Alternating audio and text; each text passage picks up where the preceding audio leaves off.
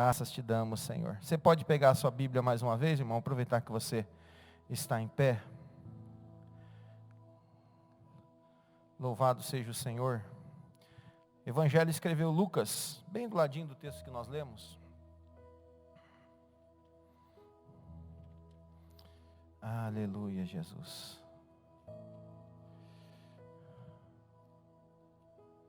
Lucas capítulo de número 17.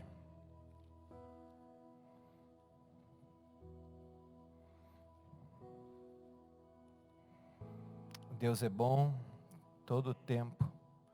O Senhor é bom.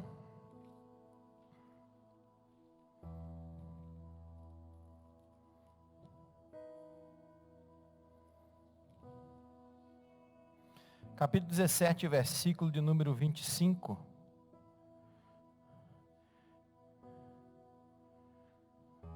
Diz assim: antes, porém, se faz necessário que ele sofra muito e seja rejeitado por esta geração. Pois, assim como aconteceu nos dias de Noé, também será nos dias do Filho do Homem. Vou repetir. Antes, porém, se faz necessário que ele sofra muito e seja rejeitado por esta geração.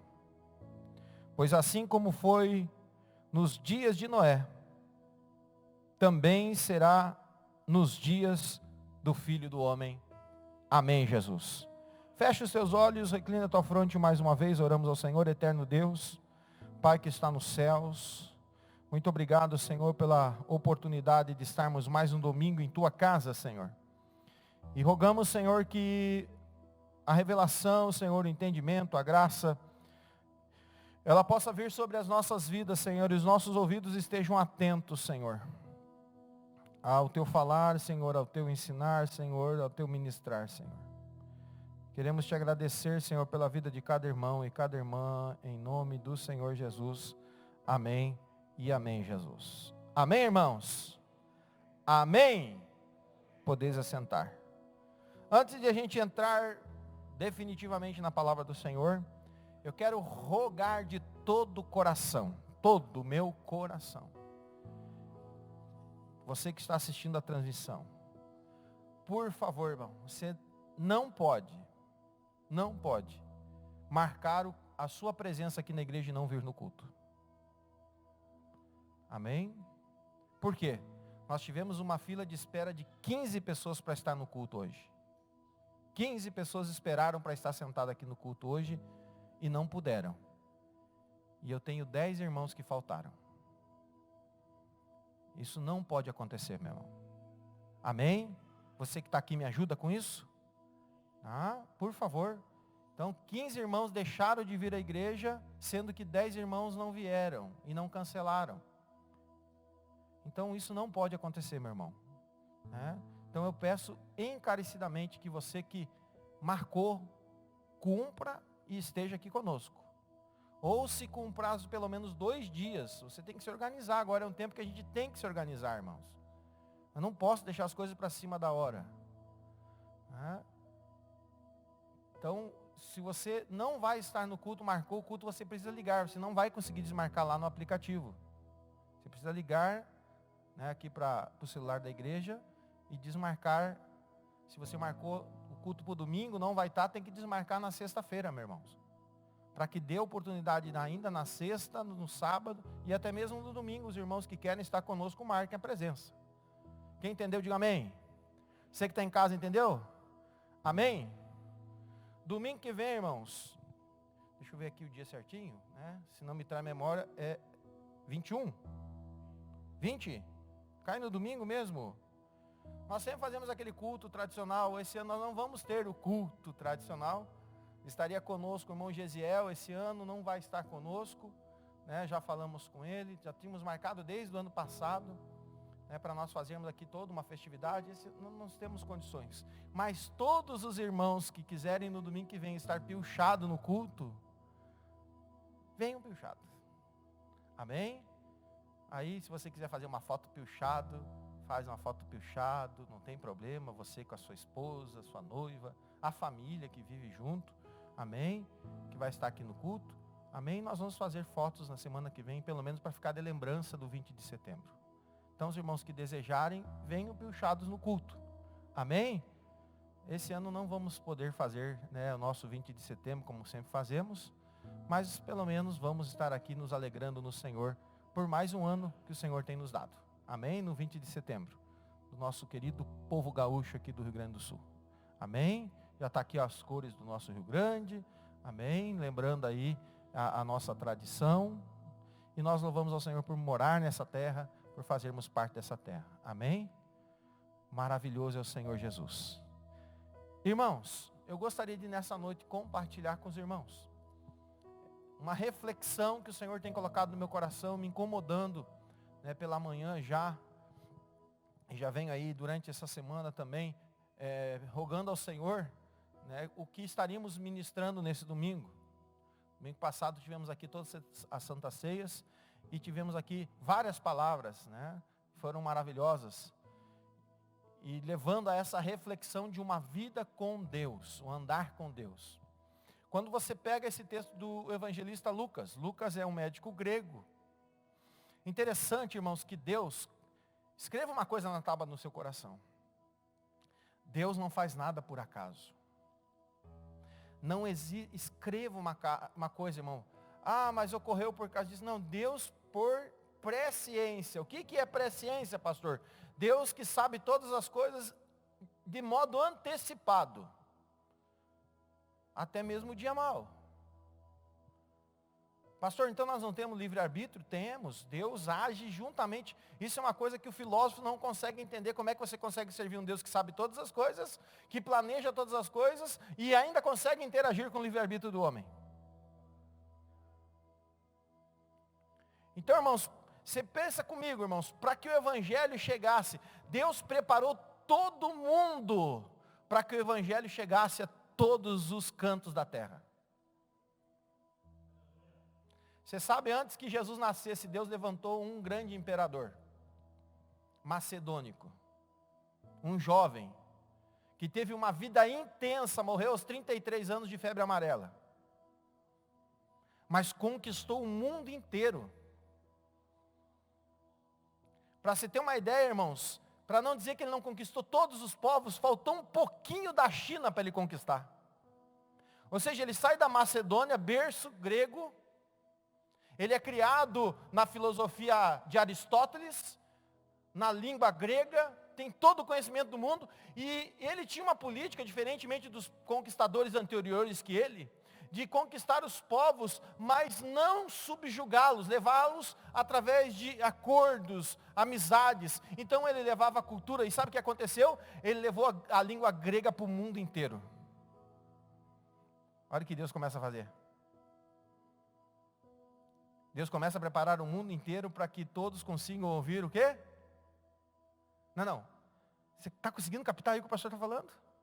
Deus começou a preparar o mundo para que o mundo inteiro conseguisse entender o evangelho. Então Deus usa Alexandre o Grande para que o grego, o koiné, fosse espalhado no mundo inteiro. De toda a África, Europa e até um pedaço da China chegou o grego.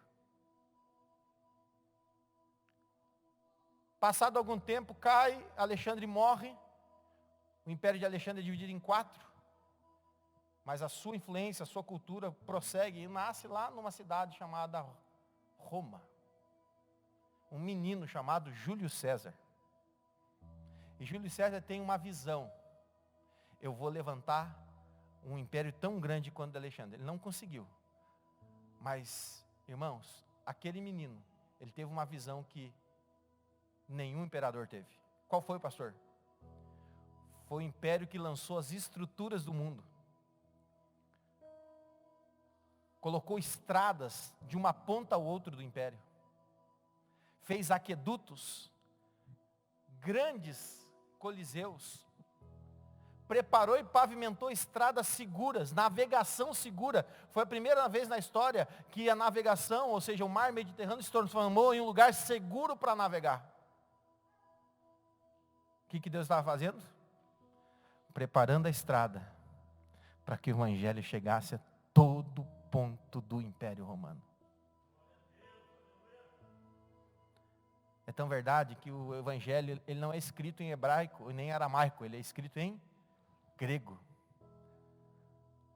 As cartas evangelizadoras são escritas em grego. E sabe o que Deus faz? Deus não usa grandes empresários, Deus não usa pastor Adão, doutores, né? Apesar de Lucas ser um doutor. Você sabe, eu estava lendo esses dias, irmãos, Deus usou pessoas simples.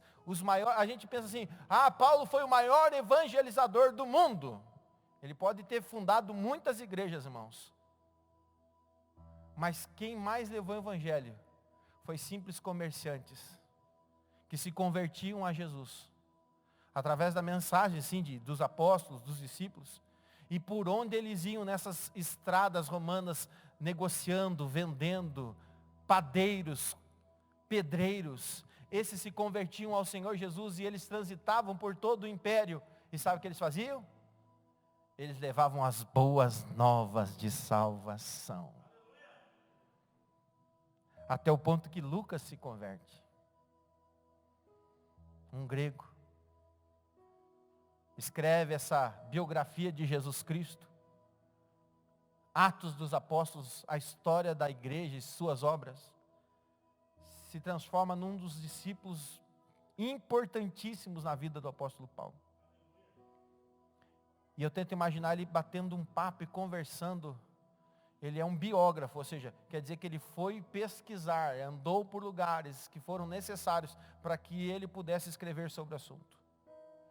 Eu tento ele imaginando, procurando as pessoas, falando, me conta aí, como é que foi ouvir Jesus falar na última semana dele? Conta para mim qual foi a experiência de ouvir Jesus falar sobre o seu martírio. Aí alguém chega para ele e diz assim, era necessário, Lucas, que ele padecesse muito. Era necessário que a nossa geração rejeitasse ele, para que todos fossem alcançados por esse evangelho, por essa boa nova de salvação. Mas tem uma coisa, quando ele estava nos dando as últimas instruções, Lucas, ele nos falou uma coisa. Ele nos disse, mas também, como foi, Lucas, nas histórias que nossas mães nos contavam, porque eram as nossas mães, viu, Vivian? Eram as mães que nos contavam as histórias dos nossos patriarcas, como Abraão, como Moisés, como Jacó, como Isaac, como Jó. Eram as nossas mães que nos contavam. Você lembra quando a nossa mãe nos contou acerca de Noé? Jesus também nos falou assim, Lucas, assim como foi nos dias de Noé, assim também vai ser no dia em que Jesus voltar para nos buscar, Lucas. Eu tento imaginar, irmãos, alguém que foi testemunha ocular e auditiva de Jesus pronunciar isso, irmã Débora, presbítero Elias. Eu tento imaginar alguém testemunhando de uma forma tão veemente, que eu tenho certeza que quando essas palavras entravam no coração de Lucas, ardia o seu coração acerca dessas coisas. E eu tenho certeza que Lucas foi lá buscar na história, porque ele não era um judeu. Ele não ouviu da sua mãe como a testemunha que acabei de relatar para você. Então ele deve ter ido buscar nas fontes necessárias o conhecimento. Afinal, o que foi que aconteceu nos dias de Noé? Para que Jesus falasse dessa forma tão veemente. Se você pegar o capítulo 6 de Gênesis, você vai ver que geração de Noé era uma geração má. A Bíblia diz que era uma geração que havia pervertido o mundo. Era uma geração pecadora. Era uma geração que até anjos caídos. Diz aqui o texto, pastor, mas eu não acredito nisso. Bom, irmãos, crer ou não crer é uma opção. Eu não posso mandar nos meus sentimentos, mas eu posso determinar aquilo que eu vou acreditar e como vou me comportar com relação a isso. A Bíblia diz que anjos vieram, tiveram relações com as mulheres e nasceu os gigantes. É algo deturpado da natureza. É algo que corrompeu a natureza. Não foi o que Deus fez. Irmão, Deus só se compromete e tem responsabilidade com aquilo que Ele faz e com aquilo que Ele decide acerca da minha vida e da sua vida. Agora, as decisões que nós tomamos são de inteira responsabilidade nossa. Por isso que Deus te deu poder e autoridade. Você tem poder e autoridade para tomar a decisão correta. Então tome a decisão correta. Não queira colocar na conta de Deus aquilo que você deveria ter feito. Não queira colocar na conta de Deus os cuidados que você deveria ter tido com a tua vida, com a tua saúde, com o teu trabalho, com o teu esforço, com os negócios mal feitos. Porque eu vou falar uma coisa muito forte aqui, porque a nossa geração é uma geração que está como a geração de Noé. Eu vou perguntar para você, quantos consultam a Deus para fazer um negócio aqui? Quantos pedem a direção de Deus quando vai tomar uma decisão na sua vida profissional? Quantos aqui se movem só quando Deus fala?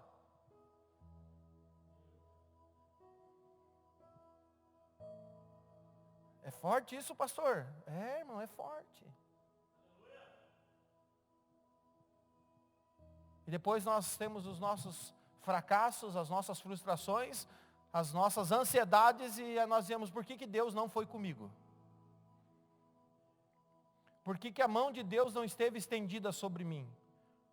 Mas eu convidei Deus para estar sendo um parceiro da minha vida, em que Ele como um pai, eu vou aproveitar hoje e usar bastante esse nosso casal lindo, o Léo e a Vivian, Será que eu, como pai, que sou um protetor, eu tenho certeza que todos os desejos do Léo, da Vivian, são para que os seus filhos, presentes de Deus para eles, tenham tudo do bom e do melhor, desde a sua educação, a sua vestimenta, do seu suprimento alimentar, a sua proteção emocional. Porque todo pai deseja isso. Então qual é o pai que vai desejar algo ruim para os seus filhos? Essa era uma questão filosófica até de Jesus com os fariseus. E Jesus disse para eles, vocês sendo homens maus, desejam boas dádivas aos vossos filhos, quanto mais o vosso Pai que está nos céus.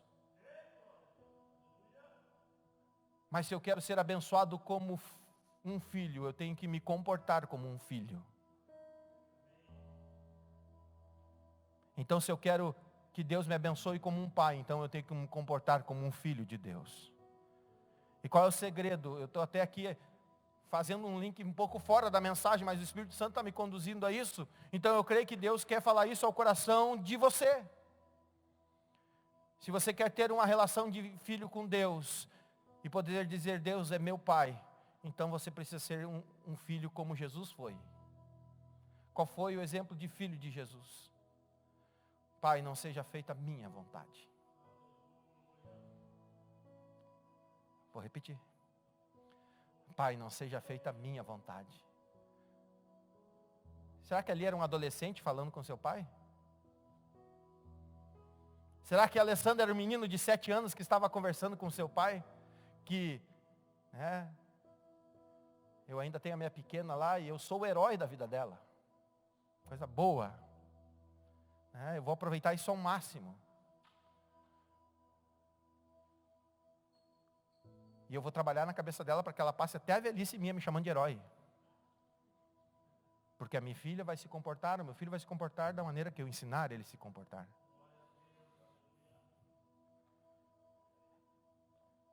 Esses dias nós estávamos vendo um filmezinho, um desenho, e aí o pai levou o filho na porta da escola, e o gurizinho encabulado lá escondido, né, no banco, né? E aí o pai olhou assim para ele: filho, o pai te ama.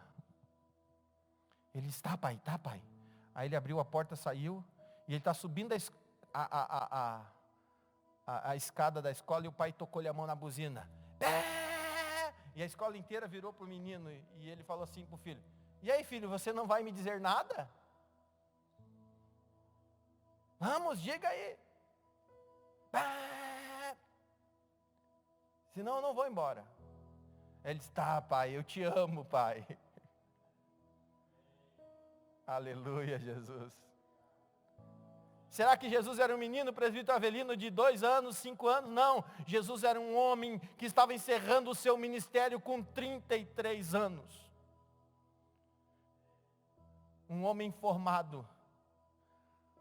Um homem que estava terminando o seu ministério, estava indo para a sua agonia de cruz. E ele diz o quê? Pai, não seja feita a minha vontade, mas seja feita a tua vontade. Porque eu sei que tu queres o melhor para mim. E se o melhor para mim é passar por esse sofrimento, se o melhor para mim é padecer numa cruz por amor aos homens, eu vou padecer, porque eu sei que o mesmo Deus que vai permitir que o meu espírito seja entregue, é o mesmo Deus que vai me ressuscitar nos 3 dias depois. Você está entendendo isso, irmãos? Amém? E quando eu olho para esse texto de Gênesis capítulo 6, eu vejo uma humanidade depravada. Eu vejo uma humanidade corrompida. Eu vejo uma humanidade que perde o referencial de Deus e relacionamento com Deus. É uma humanidade que você vai encontrar uma concepção na carta de Paulo aos Romanos, capítulo 1, que diz que era um tipo de humanidade que amava mais a criatura do que o Criador. E eu vou perguntar para você, que tempo é esse que estamos vivendo? Que tempo estamos vivendo, irmãos, se não o tempo em que a humanidade está depravada em si mesmo, uma humanidade que ama mais a criatura do que o seu próprio Criador, uma humanidade que não ama, pastor, como assim o senhor está dizendo que não ama a vida?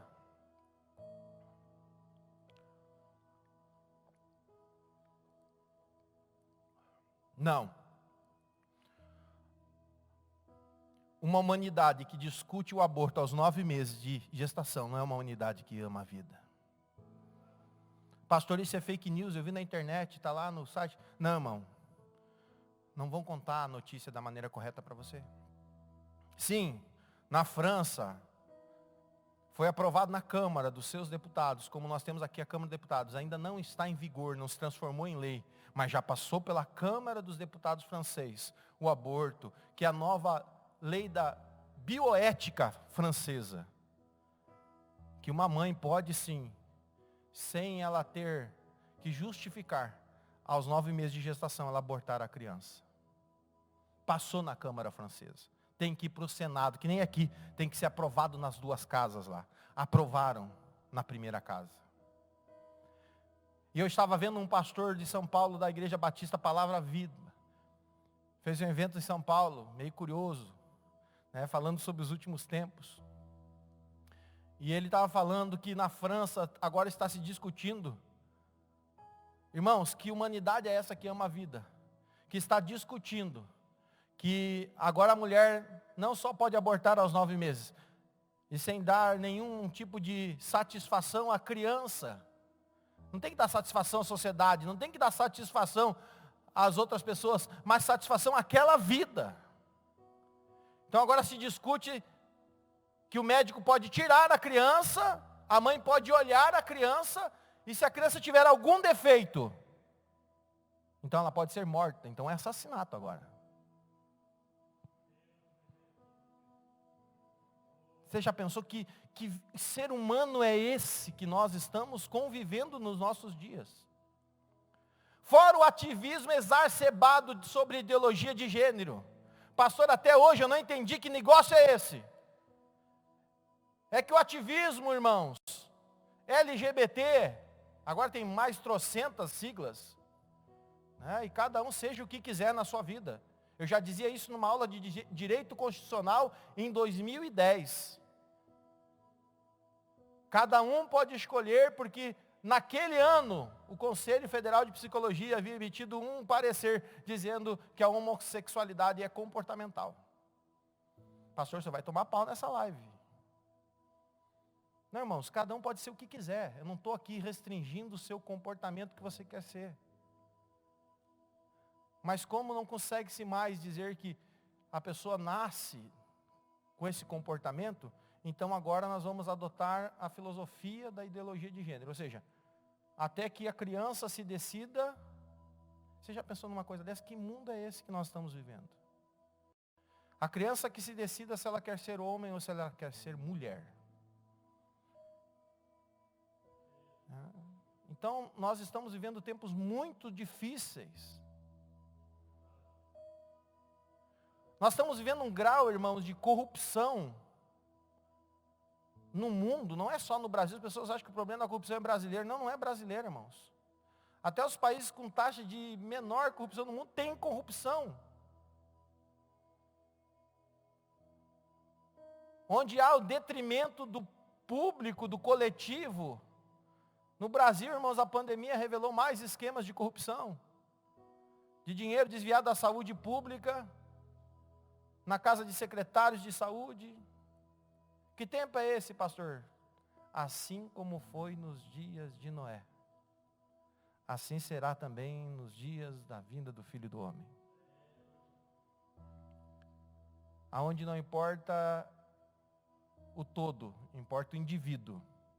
Nós nunca vimos uma individualização tão tamanha do ser humano. O que importa é eu ser feliz.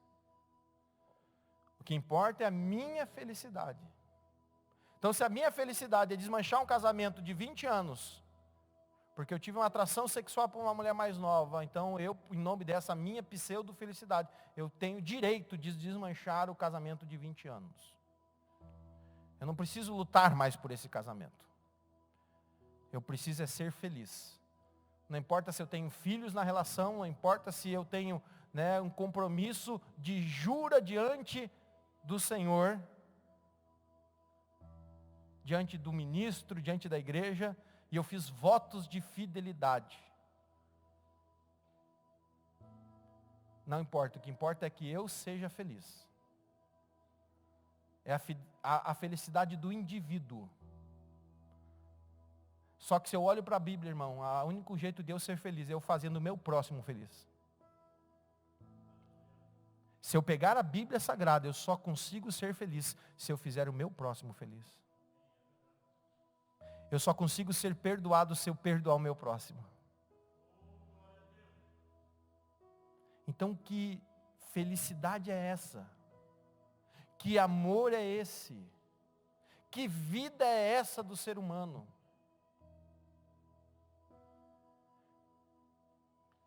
Por isso que Jesus vem e ele diz: vigiai, pois, e orai, para que você não caia na tentação.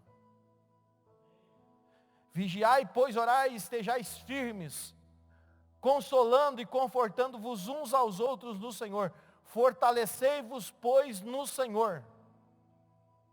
Como é que eu consigo vencer o dia mal, pastor? Como é que eu consigo passar pela minha prova? Como é que eu consigo passar ileso? Nós falamos isso no estudo de terça-feira. Eu convido você a participar conosco terças-feiras das nossas conversas. Nós estamos estudando tabernáculo. É um dos assuntos muito apaixonantes para mim também. E o tabernáculo era uma construção de moradia de Deus em meio ao deserto. E o que separava o povo do tabernáculo era um muro de linho branco. Eu vejo algumas máscaras brancas, né? E você, como é que você consegue deixar essa máscara branca? Aí eu pergunto, como é que você deixa linho branco em meio ao deserto, que é areia, que é pó, que venta muito no deserto, levanta muita areia do deserto. suja muito. Como é que você mantém algo que é sensível à sujeira limpo? Sempre limpando. Você consegue manter algo limpo, sempre limpando. Como é que os levitas conseguiam deixar aquele cortinado de linho branco em meio ao deserto? Porque eles tinham uma responsabilidade de manutenção e limpeza. Nós queremos manter a nossa vida limpa em meio ao deserto do pecado, que tão de perto nos rodeia, como diz a Bíblia. O pecado jaz à porta. Como é que eu faço isso, pastor? Mantendo a minha vida sempre limpa. E de que forma eu limpo a minha vida, pastor? João já diz isso no seu evangelho. João disse: Jesus, você já está limpo, você já está purificado pela palavra que eu tenho pregado para você. A palavra de Deus, ela é a água que limpa o pecador. Como é que eu mantenho a minha veste limpa em meio a um mundo que vive os dias de Noé, pastor? Através da palavra. Vivendo a palavra todos os dias. Se alimentando da palavra do Senhor todos os dias. Comendo da palavra do Senhor todos os dias. Salomão escreve a mensagem de seu pai Davi em Provérbios de número 3, dizendo: o meu pai disse para mim. O que o pai de Salomão disse para ele? Filho, escreve isso que eu estou te falando na tábua do teu coração. Não adianta você ter uma Bíblia na sua estante. Não adianta, como muitas casas que às vezes a gente visita, e está lá a Bíblia aberta no Salmo 23, como se fosse um amuleto de proteção para casa. Aberta no Salmo 91, como se fosse um amuleto de proteção para casa. Não. Você tem que ter a palavra escrita, talhada, dentro do seu coração. Porque a hora que você precisar, na hora da luta, quando você necessitar, a palavra não vai funcionar em páginas brancas e tinta preta. A palavra vai funcionar escrita a sangue no teu coração. E sabe o que vai acontecer? O Espírito Santo de Deus vai vir na tua vida e vai dizer: ei filho, lembra o que está escrito lá no texto? Aleluia. Como Jesus foi tentado em Lucas 4 e Mateus 4. Quando Satanás veio para ele e disse: você não é o Filho de Deus? Então ordena que essas pedras se transformem em pão. Aí vem o Espírito Santo de Deus, porque Jesus tinha a ligação com o Pai através do Espírito. E o Espírito diz para ele: filho, lembra, nem só de pão viverá o homem, mas de toda palavra que procede da boca de Deus. Você pode crer nisso, irmão? Lá na hora da sua luta, na hora da sua provação, no dia mau, em meio a uma sociedade corrupta, em meio a uma sociedade depravada, em meio a uma sociedade da erotização infantil. Falam tanto da proteção à criança, mas cada vez expõem as crianças mais à erotização e à sensualidade.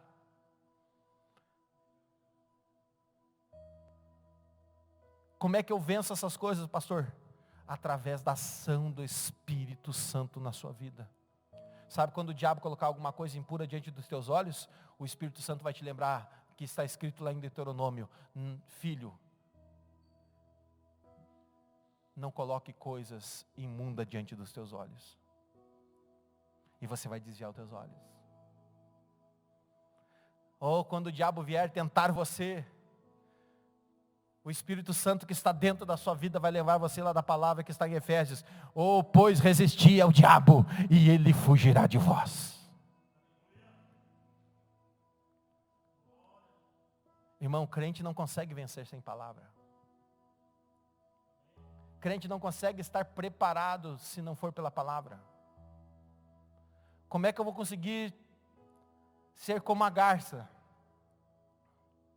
Você sabe que a garça é o único das aves que ela consegue andar em meio ao lodo e à sujeira, e ela não suja as suas penas. Ela está sempre com as suas penas brancas, penas que estão alvas. Sabe que é por dois motivos? Eu estava lendo a respeito disso esses dias. Primeiro, que ela sabe caminhar em meio ao barro. Se você vê uma garça caminhando, você não vai ver ela que nem, né, uma galinha correndo. Ou como um pato batendo as suas patas. Não, você vai ver que a garça ela tem um caminhar suave e leve.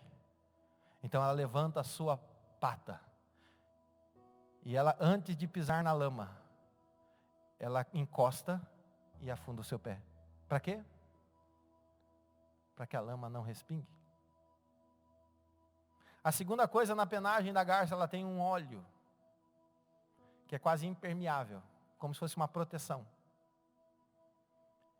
E mesmo no caminhar, às vezes ela respingue algum tipo de lama, a lama não vai conseguir penetrar nas suas penas.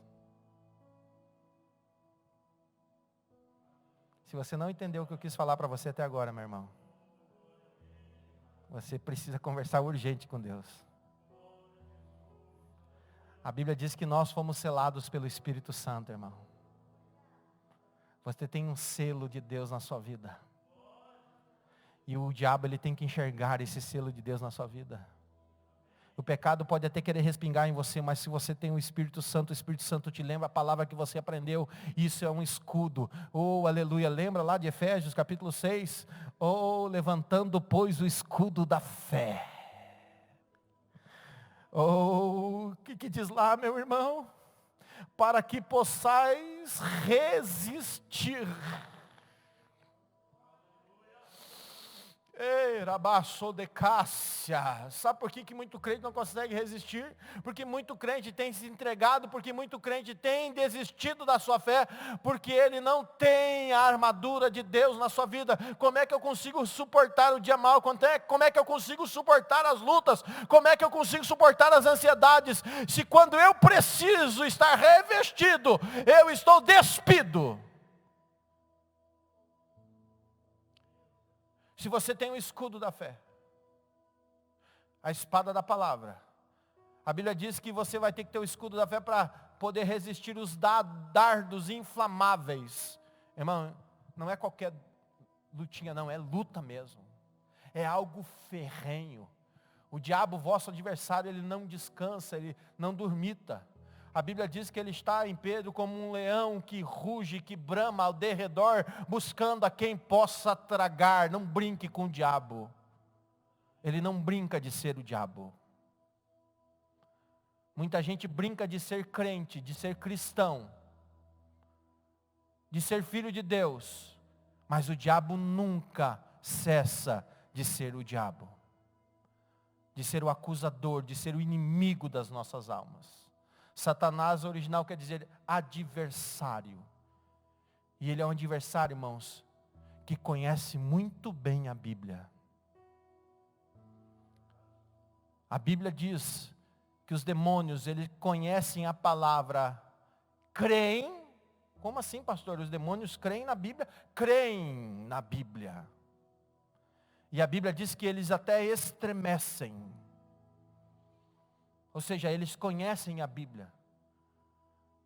Se você pegar a tentação de Jesus em Lucas 4, Mateus 4, você vai ver que Jesus foi tentado também pela palavra. O diabo tentou ele pela Bíblia. Como é que ele diz para Jesus? Quando ele coloca Jesus no pináculo do templo, ele diz, lança-te daqui para baixo, porque está escrito. Olha aí, Alessandro, o diabo usando Bíblia para Jesus. E às vezes a gente não sabe Bíblia, irmãos. E o diabo diz para Jesus, porque está escrito, que dará ordem aos teus anjos ao teu respeito, para te guardar em todos os teus caminhos. Está escrito. Mas Jesus, que também sabia a Bíblia, oh glória! Ele disse, oh, não tentarás o Senhor teu Deus. e somente a Ele servirás. Ô irmão, pastor, está escrito lá na Bíblia que os discípulos de Jesus pegariam nas serpentes, nos escorpiões, e se beberem alguma coisa mortífera, não lhe fará dano algum. Sim, se eu for inconsciente com relação a isso. Mas se eu souber que tem uma serpente nesse buraco, eu não vou colocar minha mão. Você acha que quando aquele feixe de madeiras para colocar na fogueira, na ilha de Malta, na sua viagem missionária, quando ele estava sendo preso, levado preso para Roma, você acha que ele sabia que tinha uma víbora ali naquele feixe? Não, mas quando ele pegou aquele feixe e soltou no fogo, a serpente, a víbora saltou, pegou na sua mão, e todos os habitantes de Malta achavam que Paulo ia morrer. Irmão, eu quero que você escreva uma coisa na tábua do coração: você só parte dessa vida quando o Senhor, dono da vida, porque a Bíblia diz lá nas cartas escritas, eu vou chamar de cartas, porque são constituições de Moisés aos Hebreus, no Pentateuco ele diz: o Senhor é aquele que dá a vida, e o Senhor é aquele que tira a vida. Por isso que o suicídio, por mais triste que seja, irmãos, não é direito do ser humano. Por isso que nós temos que lutar contra essa arma do inimigo. Ninguém tem direito de tirar a sua vida. Mas nós também temos que cuidar, esse é o mês da prevenção de suicídio. Nós temos que cuidar das pessoas. Eu quero fazer uma pergunta aqui para você. Deus me colocou agora isso no coração, não sei porquê. Nós estamos, vamos para 6 meses, acho quase, de pandemia, não? Já fechamos 6 meses, nós vamos para 7 meses. Eu quero profetizar que quando bater 7 vai terminar. Pô, ninguém disse amém, Jesus. Só o Maico lá me deu uma força. Acreditou no profeta, Maico? Glória a Deus. Nós vamos para 7 meses de pandemia. 28 de outubro vai fazer, acho que em torno de 7 meses. Nós não estamos caminhando então. Então vamos fechar 6 meses, vamos para 7 meses. Se o Senhor quiser, né? Senão Deus pode terminar antes. Vou fazer uma pergunta aqui para você. Para quantas pessoas você pegou o seu telefone e ligou para ela e fez a simples pergunta: você está bem? Sério, irmão? Para quantas pessoas você pegou o seu telefone, ligou para ela e perguntou: ei, irmão, a gente é da família aqui, você está bem?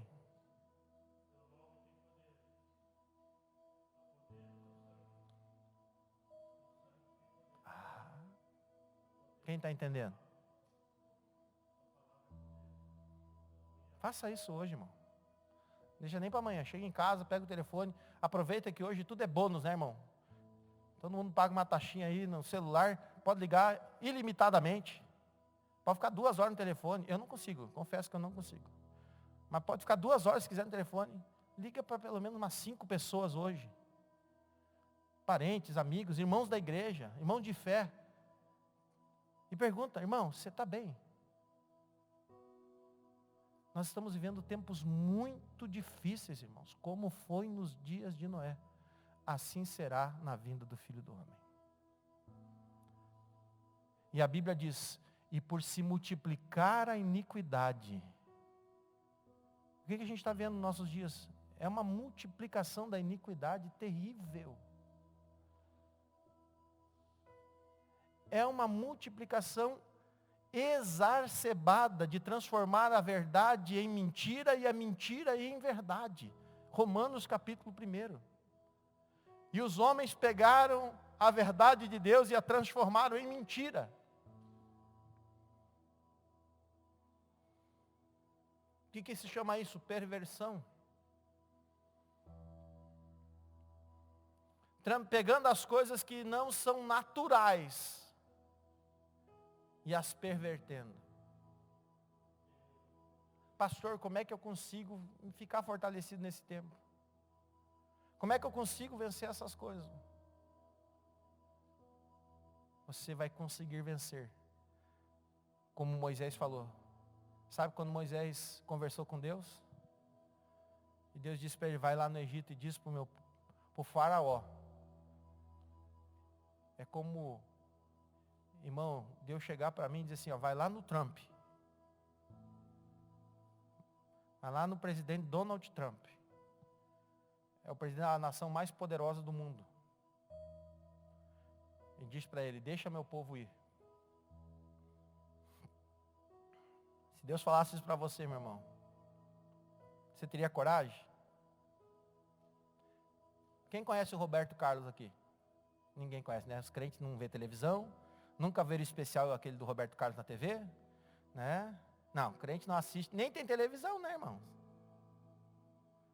Quem conhece o Roberto Carlos aqui? Eu conheço também. Você, meu irmão de fé, meu irmão, pastor, conhece música também, pastor? Ué, irmão, eu não sou alienado, irmão, eu sou desse mundo. Eu tive que suportar nos anos 90 boquinha da garrafa, o que você quer?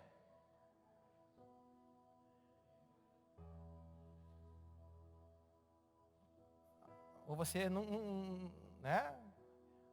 Erotização das crianças nos anos 90. No programa do Gugu. E você acha que nós não estamos vivendo no meio de uma geração perversa? Talvez aqui os irmãos, eu não sei se a irmã Vilma vai lembrar, talvez o irmão Orlando vai lembrar. O pastor Adão, os irmãos do Pestano, mais antigos, vão lembrar da irmã Ruth Cavalcante. Lembra, irmã Vilma? Lembra da irmã Ruth Cavalcante? Da sua irmã, a irmã Marta? Bom, a irmã Ruth Cavalcante tem uma filha que morava na Bahia. Na Bahia. Frequentava, se não me trai minha memória, Igreja Batista. Primeira Igreja Batista na Bahia, Salvador. Certo dia ela estava orando e Jesus falou com ela, Neca, orando. Eu quero que você vá lá no Roberto Carlos. Leve uma Bíblia para ele. E entregue uma mensagem de Deus. Né? Uma mensagem que eu estou te dando para ele. Você já pensou numa coisa dessa, pastor Adão? Ela disse, Jesus, como é que eu vou fazer isso? Sabe o que ela fez? Pegou o avião não, aquele tempo não tinha avião. Pegou o ônibus de Salvador, desceu para o Rio de Janeiro, descobriu onde é que o Roberto Carlos morava. Ficou ali na entrada do edifício, esperando para ver a movimentação. Coisa de doido, né, irmão?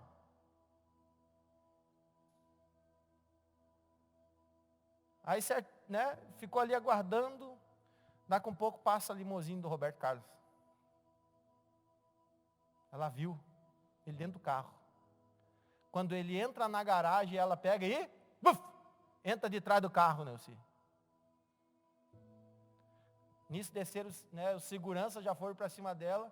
E ela gritou de lá, Roberto Carlos, eu tenho uma mensagem de Deus para você.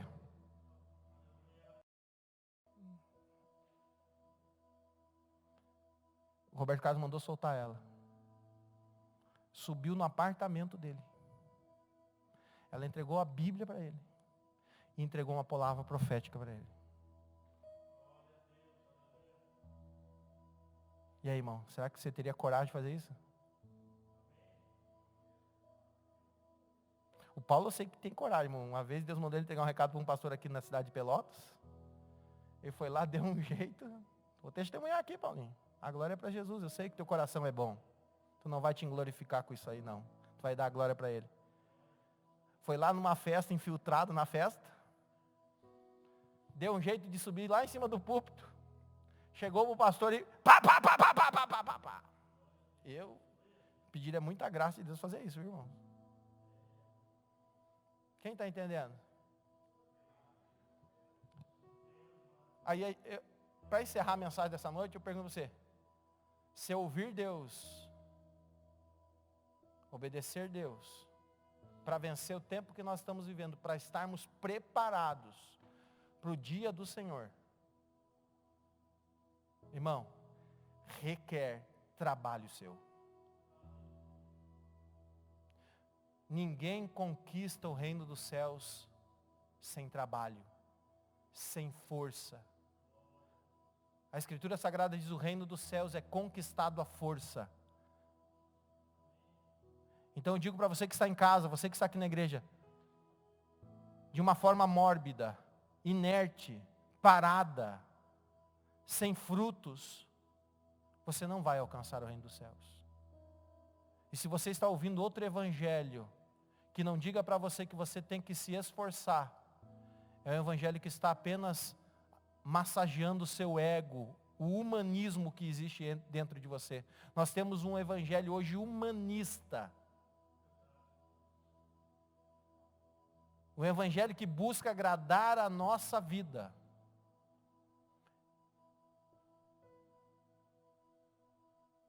Mas Jesus diz: você quer vir após mim? Então pegue a sua cruz, renuncie a você mesmo e me siga. Convido você a ficar em pé.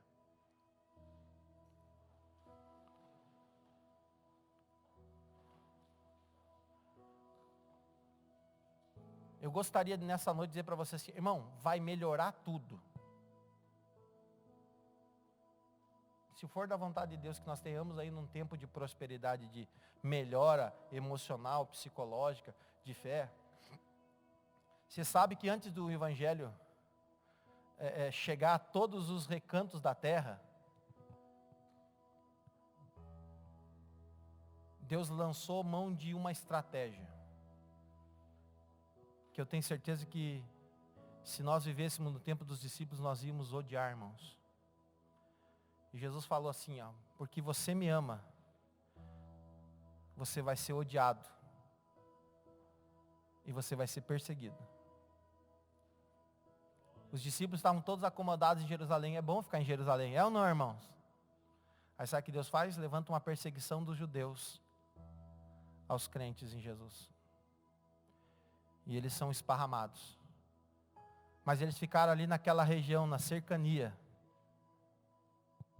Aí sabe o que Deus faz? Deus levanta um imperador chamado Nero. Pensa num homem promíscuo. Nero era tão louco que Nero, que não era uma prática romana, tolerada pelos romanos, ou aceitável. Nero se casa com um eunuco, veste o eunuco de mulher e se casa com ele. Depois ficou tão doido que ele se vestiu de mulher e casou com um homem.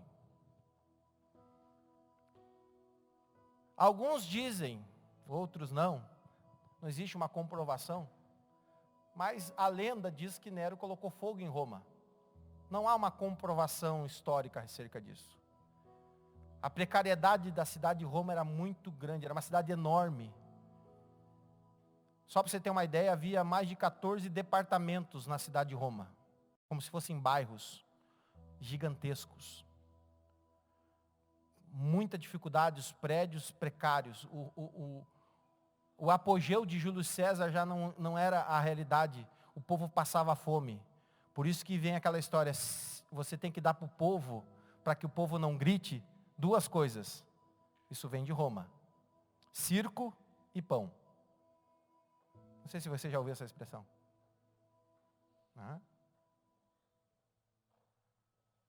E olha o que acontece, Roma pega fogo. Dos 14, 10 departamentos de Roma sucumbem no incêndio. Sabe qual é os 4 que não pegaram fogo? Eu dou um momento para você dar um glória a Deus agora. Perdeu tempo, irmão. Justamente os 4 que moravam os cristãos em Roma. Dos 14, 4 não pegam fogo. Qual é? Aonde tinha um filho de Deus clamando. Aonde tem um filho de Deus clamando, irmãos, o Senhor está com os seus ouvidos atentos e a mão do Senhor está estendida. Aleluias. Mas era também um propósito de Deus. Qual foi, pastor? O doido do Nero. Começa a primeira perseguição romana. Ele diz assim, alguém tem que levar a culpa, porque eu preciso de dinheiro, eu preciso cobrar imposto. Então alguém tem que levar a culpa desse incêndio. O que Nero fez? Aproveitou que justamente os 4 departamentos que não pegaram fogo eram de cristão, diz, quem colocou fogo em Roma foi os crentes. E ali os crentes começaram a morrer na arena. Começaram a morrer pelos leões. A igreja teve 3 piores imperadores romanos que perseguiram. Nero, Trajano e Cláudio. Mas sabe o que aconteceu por causa disso? O evangelho chegou em todas as pontas do império. Irmão, até mesmo as nossas lutas e provações, Deus permite, para você que é um crente fiel, para que o nome dele seja exaltado. Pastor, mas e os que morreram no Coliseu? Irmão, quem era crente e morreu no Coliseu, sabe como é que eles morreram? Pastor, como é que o senhor sabe disso? Por favor, irmão, leia coisa boa. Pare de ler Ana Júlia, minha irmã. A gente nem sabe o que é isso. Né? Meu tempo de adolescente, as adolescentes não tinham Facebook, internet, essas coisas. Elas liam aqueles romances chamados, né, Júlia, Ana Júlia, um monte de coisa assim.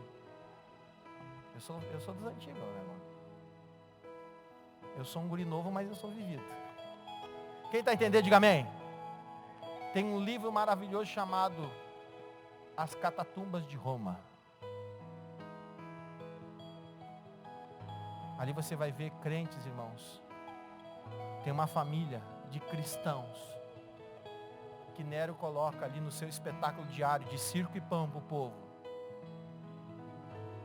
E o circo era os cristãos morrer na arena para entreter o povo. E nisso Nero mandava que os seus soldados jogassem pães na arquibancada. E um certo dia entrou um pai com a sua família. Porque não negaram a Jesus. Quando perguntarem para você acerca de ideologia de gênero, o que você vai dizer, meu irmão? Que você é contra ou a favor? Quando perguntarem para você acerca de aborto, você é contra ou a favor? Quando perguntarem para você acerca de assuntos relacionados à homossexualidade, você é contra ou a favor? O que você vai dizer? Aquele dia, aquele pai com sua esposa e filhos entraram na arena. E antes que os leões fossem soltos, ele pegou a sua família nos seus braços. Ele rogou a Deus.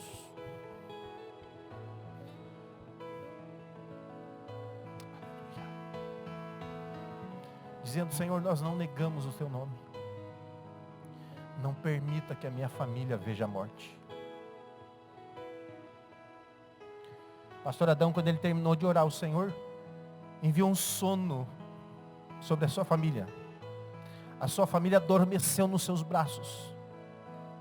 E quando as feras foram soltas e se lançaram contra eles, ele morreu glorificando ao Senhor, comido pelas feras.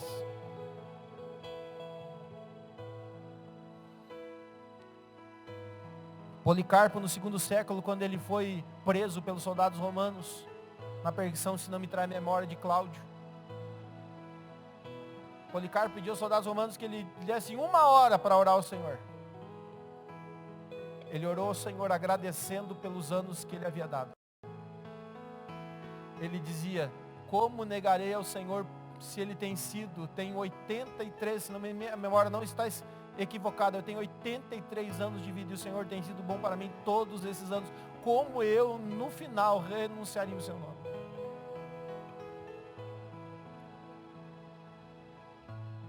E ele ainda orou pelos seus algozes que estavam na porta esperando por ele. Quando você for questionado acerca da tua fé, irmão, você está com a resposta na ponta da sua língua? Você está pronto para suportar a provação e o dia mau? Quando você for perseguido, quando você for odiado, porque você não se rende ao sistema, porque você não concorda com o sistema. Quando chamaram você de quadrado, ignorante, quando chamaram você de fanático, de radical, como chamaram os cristãos que morreram na arena, qual vai ser a sua postura? Você vai optar pelo politicamente correto? Quando você na sua empresa for lá e dizer, não, eu não vou comprar mais com você. porque eu não concordo com a sua postura ideológica. Que eu não concordo com a sua fé. O que é que você vai fazer? Quando chegarem para você, um cliente dizer assim, não, eu sei que você faz parte dessa religião dos crentes, então eu não vou comprar mais com você. O que você vai fazer? Não, eu não vou mais negociar com você, você é um dos crentes. O que você vai fazer? Não, eu não vou mais dar emprego para você porque você é um dos crentes fanáticos. Você não faz parte do nosso sistema. O que você vai fazer? Quando essas coisas começarem a acontecer, meu irmão, levantai os vossos olhos e vede que a vossa redenção está próxima. E eu quero fazer uma pergunta muito forte aqui, meu irmão. Se Jesus viesse agora, aonde estaria você? Se você não tem certeza da sua salvação, irmão, feche os teus olhos agora. Se você tem certeza, feche também. Mas se você não tem certeza, irmão, não se envergonhe. É melhor você ter convicção que você não tem certeza e orar e pedir, Senhor, eu preciso ter convicção de que eu sou teu filho, que eu vou ser salvo.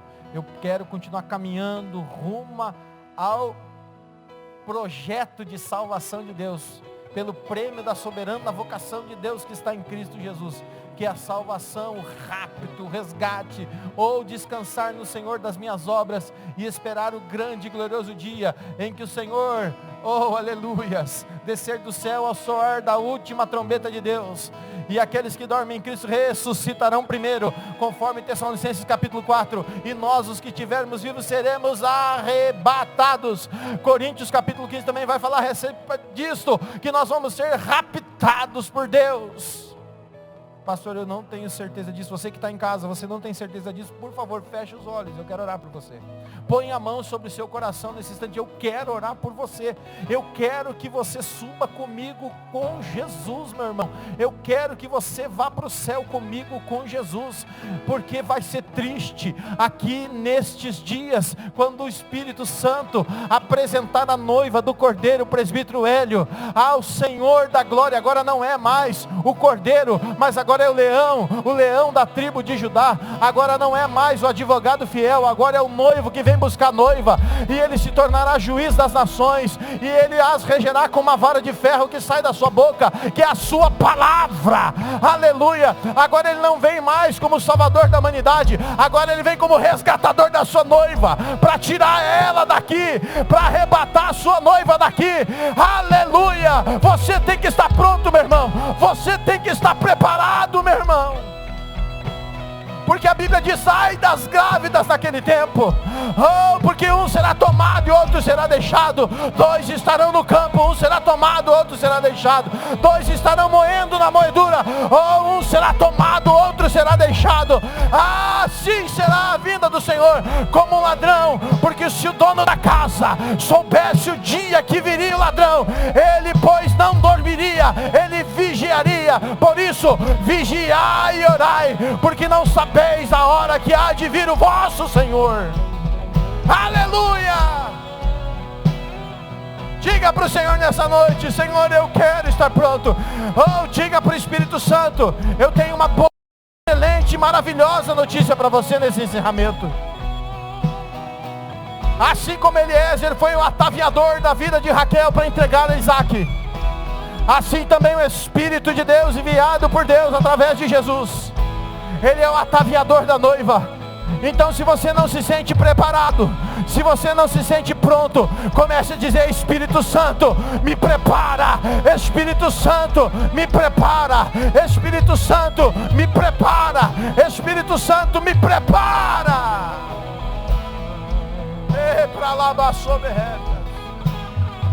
Diga nessa noite, Espírito Santo, eu preciso de Ti.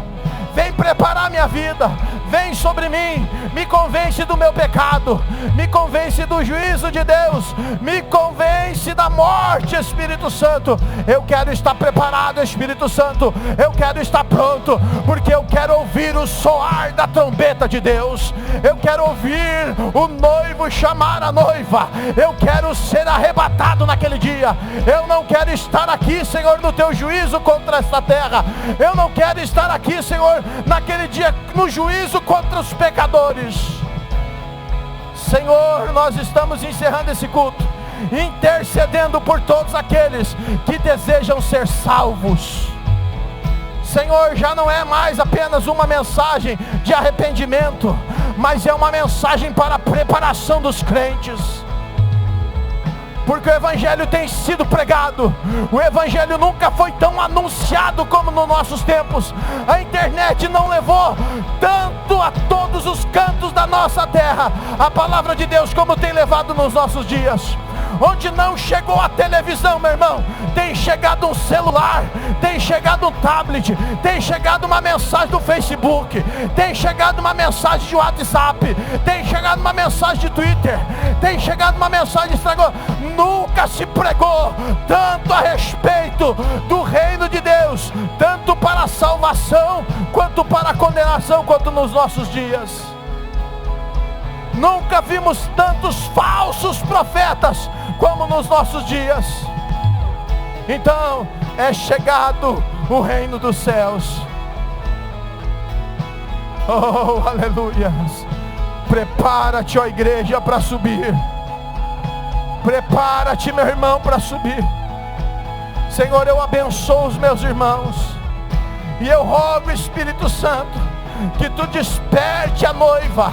Chacoalha a figueira, é pra lá, sodecácias. Chacoalha a figueira, Jesus. Desperta os que estão no sono da virgens, desperta os que estão dormindo, Senhor. Junte azeite na botija, meu irmão, porque é chegada as bodas do Cordeiro. Aleluia. E nós vamos à casa do noivo. Aleluia. Levante a tua mão, agradeça ao Senhor, glorifica ao Senhor nessa noite, adore o nome do Senhor Jesus Cristo. Oh, aleluias. Eu confesso aos irmãos, eu disse: Jesus, que palavra é essa que eu vou trazer, Jesus? Eu precisava uma palavra, Senhor, para o pessoal que está meio assim ansioso. Jesus, eu precisava de uma palavra para o pessoal que está meio sofrendo, com sofrência nessa pandemia. Mas Jesus falando no meu coração: ei, meu filho, eu preciso preparar a minha noiva. Desperta tu que dormes, e acende a tua lâmpada. Coloca uma coisa no teu coração: ainda dá tempo de você ajuntar óleo. Ainda dá tempo de você ter óleo de sobra, caso você venha dormir. Dormir significa luta. Dormir quer dizer tribulação. Dormir quer dizer tempo mau. E nós estamos vivendo num tempo mau. Nós só conseguimos, irmãos, ficar de pé nesse tempo com óleo. Você precisa de óleo. Se você não tiver óleo, você não vai conseguir passar esse tempo. Um tempo de uma geração má, perversa.